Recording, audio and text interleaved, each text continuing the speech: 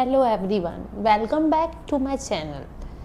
क्या कोई भी पर्सन ऑफ़र एक्सेप्ट कर सकता है या स्पेसिफिक एक इंडिविजुअल को ऑफ़र करना चाहिए? आज हम इसी कॉन्सेप्ट को समझते हैं कि कौन ऑफ़र एक्सेप्ट कर सकता है, कौन नहीं कर सकता है। आज हम दो प्रपोज़ल के बारे में पढ़ेंगे। दो प्रपोज़ल्स क्या है? जनरल प्रपोज़ल और specific proposal. General proposal, a general proposal is made to the public at large and can be accepted by anyone who fulfills the condition.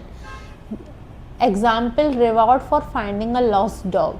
इसका मतलब है जनरल प्रपोजल वो प्रपोजल होता है जो पूरी पब्लिक के बीच में किया जाता है और जो भी उसको एक्सेप्ट करे और उसको फुलफिल करे वो जनरल प्रपोजल हो जाता है। जैसे एग्जाम्पल समझाती हूँ, वांटेड के पोस्टर्स लगते हैं, उनमें रिवार्ड लिखा होता है, अगर आपने इसको ढूंढा तो आपको इतने पैसे मिलेंगे, तो वो क्या हो जाता है? General proposal. इधर पे एग्जाम्पल दिया हुआ है, reward for finding a lost dog.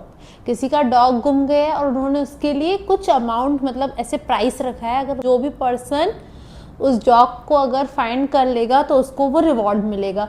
तो ये कोई स्पेसिफिक एक या दो मेंबर्स को नहीं बोला गया है, पूरी जनरल पब्लिक को बोला गया है कि जो भी उसको ढूंढेगा उसको रिवॉर्ड मिलेगा। ये होता है general proposal.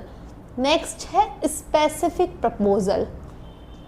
A specific proposal is made to particular person or definite group of person and only that person or group can accept it.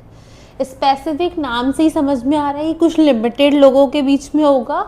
इसका मतलब सिंपल है कि कुछ डेफिनाइट ग्रुप, पर्टिकुलर ग्रुप या पर्टिकुलर इंसान को जब कुछ प्रपोजल दिया जाता है तो उसको अपन बोलते हैं स्पेसिफिक प्रपोजल।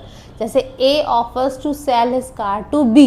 ए ने ऑफर की है अपनी कार बी को लेने के लिए, मतलब वो बी को बेचना चाहता है, क्या बी लेने में इच्छुक है?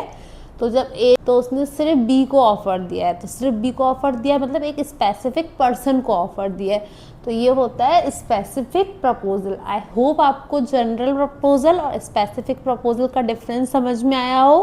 और ऐसे और भी लॉ कॉन्सेप्ट्स को समझने के लिए please like, share and subscribe to my YouTube channel.